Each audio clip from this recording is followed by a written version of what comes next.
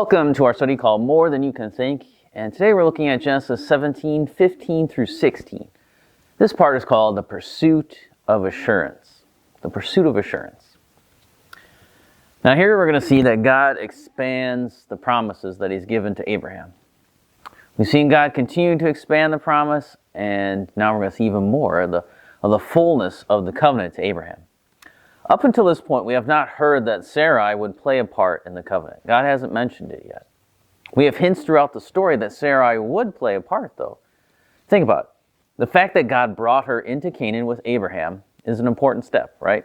He brought his wife from Ur and into the land of Canaan. That's the first step. God intervened with Abraham when Abraham allowed Pharaoh to take Sarai. Remember, God had to go in there and afflict him with plagues, and finally got Sarai away from Pharaoh back to Abraham. So we see that Sarai is important. Abraham couldn't just marry any wife. God wanted Sarai to be with Abraham. So we see there a hint at the fact that she was going to be important. And then the next part of the story where God made Hagar submit herself to Sarai. Remember, Hagar was running away, but God said, no, you got to go back and submit yourself to Sarai. That's what you need to do. You have to submit yourself. So she was to play a role in these covenant promises. But what? That was the question. What role would she have? God says that she who was called barren, who was without child, who had no child, would no longer be barren and would have a child. She would have a son that she would carry herself. Age and barrenness is not a barrier for God. Just as He has been pursuing Abraham and his assurance, He's going to do the same thing for Sarai. When He's a part of the assurance for Abraham is that He's telling him about Sarai, telling him part of that plan. It's here that God changes Sarai's name just like her husband had received a new name too. Her name would be Sarah.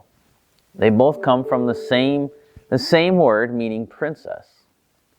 Matthew Henry points out that God changes the ending of her name, thereby making her from my princess to a princess. Where before Abraham could say, well, that's my princess, Sarah, but now, or Sarai, but now she would be Sarah, which means she would be a princess to the nations.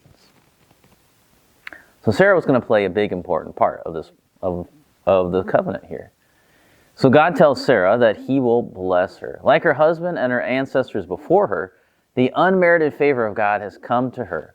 Sarah has found favor in the eyes of the Lord. She has been chosen by God to be the one through whom the promise of Genesis 3, the serpent crusher, would come. She would become the mother of nations and the mother of kings. None of this has come about by her own doing, but by the plan and purposes of God alone. And she was long in years, and nothing ever indicated to her really that she could have children. God has pursued her and now is strengthening the faith of Abraham and is about to strengthen the faith of Sarah too. God desires Abraham to be reassured that what has promised will come to pass. So that's what the whole section here is about, is God telling Abraham the role that Sarah's going to have. So it's going to strengthen Abraham's faith. Now Sarah is going to be brought in here. Her name is changed too, just like Abraham. She's part of these promises of the covenant. And he's got to be like, wow, okay, things are starting to happen now. God is doing something here. Things are starting to move. And Abraham's faith has got to be getting stronger now.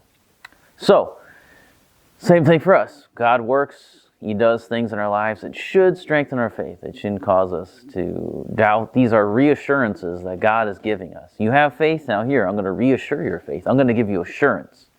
And that's something that God gives over and over again to the people of God in the Bible. So, don't doubt assurance of faith. You can have assurance of faith. I don't care what other people tell you. You can be assured of salvation of faith. God did that for Abraham. He can surely do it for us.